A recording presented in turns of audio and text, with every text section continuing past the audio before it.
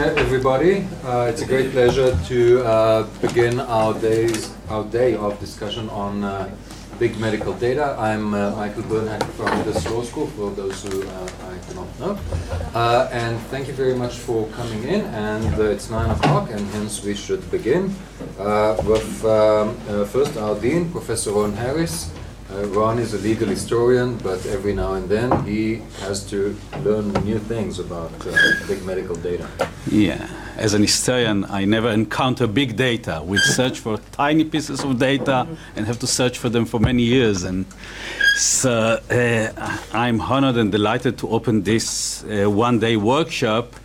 I would like first to thank our Australian partners from Monash University for sharing the organization of this workshop, for being here today with us, and for the long relationship that we have between the two law schools, a relationship that goes back really many years and involves a student exchange program, visits by faculty members, and joint events such as the one today. And I hope that we will be able to foster and further enhance our relationship and take use of your visit today in order to make some further steps in this direction.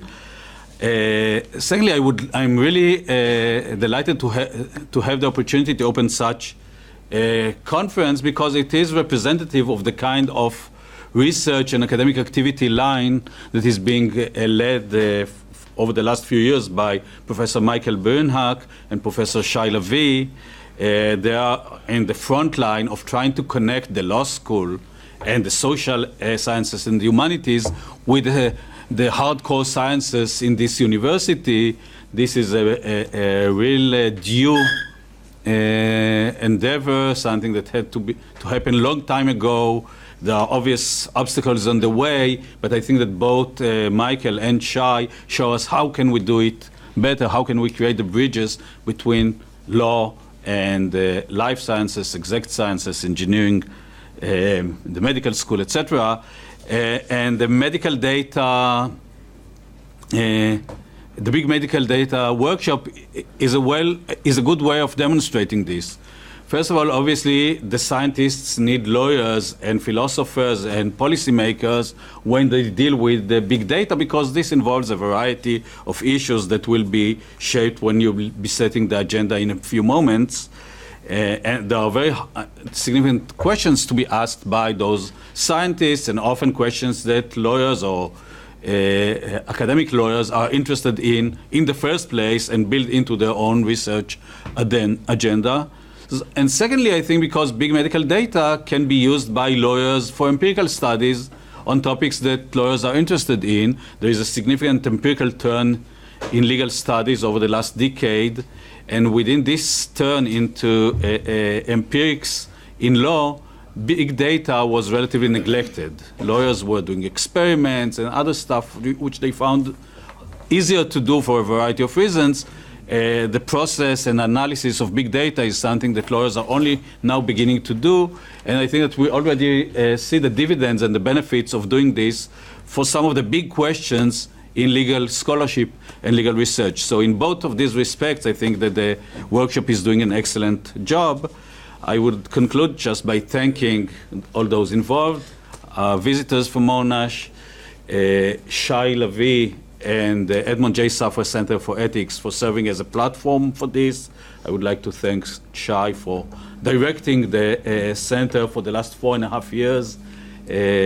Shai is about to conclude his very successful and full of achievement term as the director of the Safra Center for Ethics by the end of this year, and he's moving elsewhere.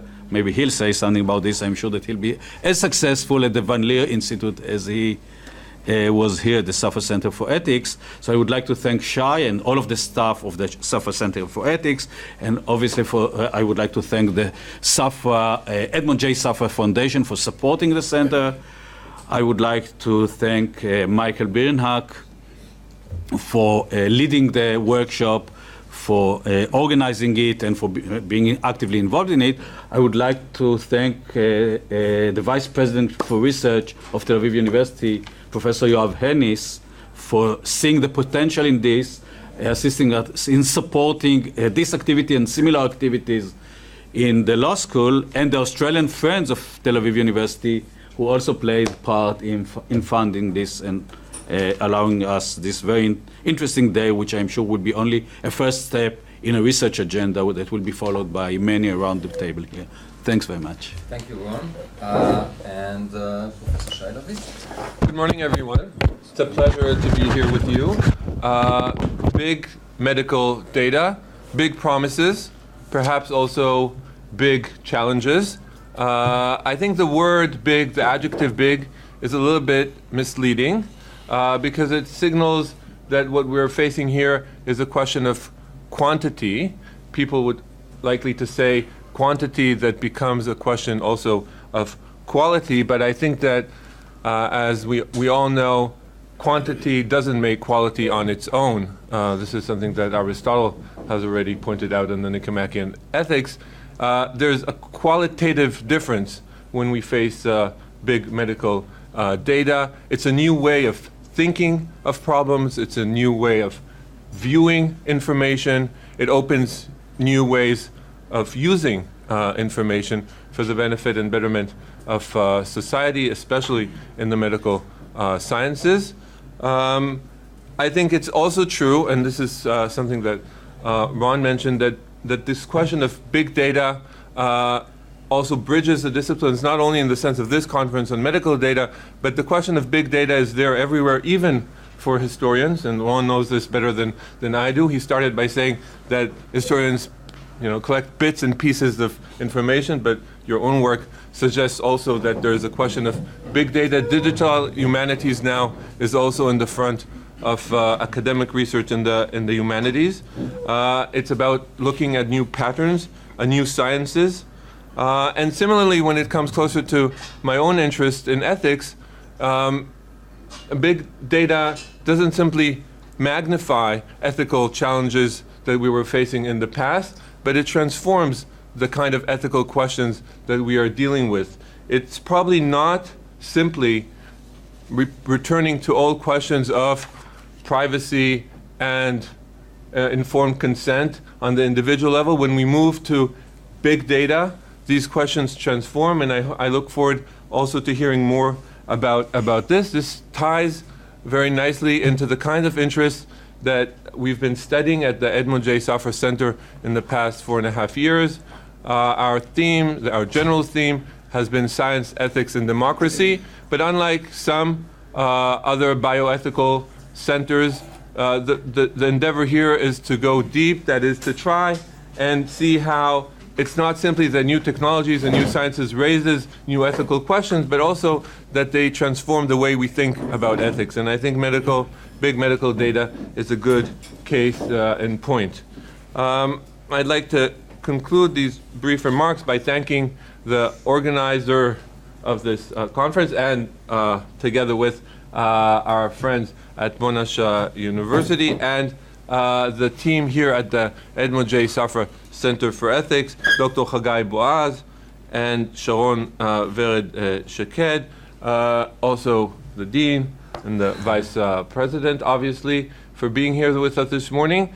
As for Michael, this is one of many collaborations, and we still have a few coming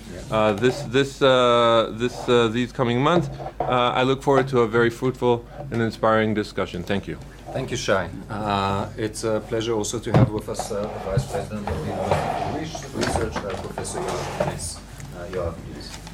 Thank you all for coming here, and it gives me a special pleasure to host here a conference with the Monash University because with the help of the Australian Friends of Tel Aviv University and through my office, we are running for several years now and with great success the program of mutual workshops and exchanges of research with researchers with Monash University, and it works very, very well. And the opportunity here to put it together with big medical data and ethical questions and personal aspects, privacy aspects that came up when Michael submitted this request for this conference seemed to me a very nice chance to put these two things